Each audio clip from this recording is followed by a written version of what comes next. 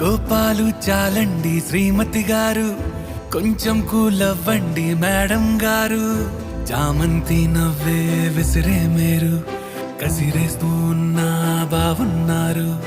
సరదాగా సాగే సమయంలోన మరిచిపోతే బాధ కబురు, వద్దు అంటూ ఆపేదెవరు.